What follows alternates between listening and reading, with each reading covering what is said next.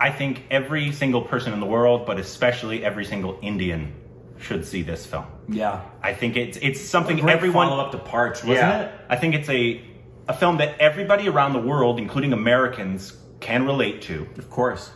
But I think it's especially Indian. And I think it's very important for Indians to see this film. Yeah. Not because they're exactly like what's going on in this film, but they might know somebody, or little pieces of their life might relate to and might open their eyes.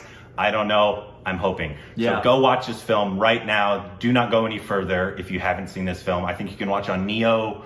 What was it? Knee something. Knee something. It's a platform we're not familiar with. Yeah, but it's like $2. Yeah. I don't know what that is in But rupees. it's their Knee Stream, maybe? Knee Stream. I think it's that's Knee right. Stream. So go watch it. I think it should be a heavily contender for the Oscars next year for India. This feels like it should be called Pressure Cooker. Oh yeah. Not The Great Indian Kitchen. Even though I know this, like, food is a big emphasis in this film, and like food is life, right? In this particular story. I could see maybe why Netflix and Amazon because they don't have it. They say that they just stayed away from the film or whatever. They were afraid of the backlash or whatever. But I think this is a bigger conversation, not just India, bro, but in general. Let's just say I was surprised at the ending. I was kind of like, wait, that's where, like, I'm not going to spoil it at all.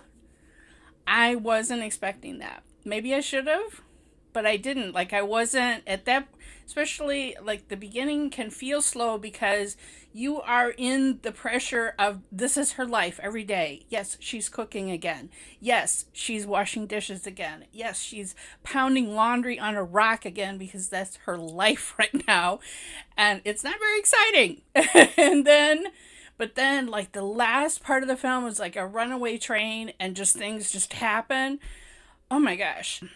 Yeah, I was not expecting the way the film, because I was like, wait, but I was satisfied. I was very satisfied with the ending. I will not spoil it at all. Seems to me that the reason why this dude fell in love with her is because of her cooking, but he sort of takes her for granted. He's not treating her with the utmost respect that she wants. She's sort of treated like a maid instead of a wife, is what it looks like to me, and she just can't deal with that. She can't stand it. She wants to be on even ground with him. Yeah, no, I think you're onto something there. Like, you know how like food is an important part of culture and it's an important part of family? They made a point to talk about family in the trailer, and so I'm wondering if it's like there's a connection between family and food and a woman's role in the family, and traditionally it being a woman should be in the kitchen. Yeah. You know, women like children should be seen and not heard. I don't know if that's actually true. You know, English phrase. I mean, you normally say that about children. The Great Indian Kitchen's aim at religion is strong and becomes stronger as it progresses.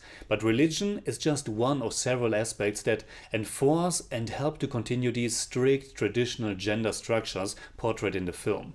In this particular case, it's the Hindu religion, and I will come back to it later in the review. But the strength also lies in the universality of these issues. It's needless to say that this isn't something just limited to Hindu religion or religion in general. Sexism, patriarchy, male ego, or toxic masculinity can be found everywhere. And though I grew up in a very open household and my mother was working part-time for most years, I nevertheless was reminded at many situations at home where we, meaning my father, me and my siblings, were way too ungrateful for all the work my mother was doing at home, on top of her other job. Not that we didn't help at all, but in hindsight we should have been way more supportive. The Great Indian Kitchen is specific in its setting and depicted customs and religious practices.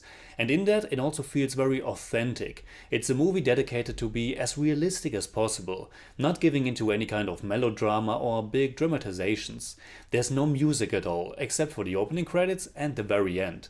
The location and production design also work to the film's realism. But it kind of feels like maybe that's a similar thing here, where it's like, yeah, just go into the kitchen, lady, and do your job, and she's really good at cooking. I thought it was. It sounded like Telugu to me, and I'm like, no, that's not right. The style's different.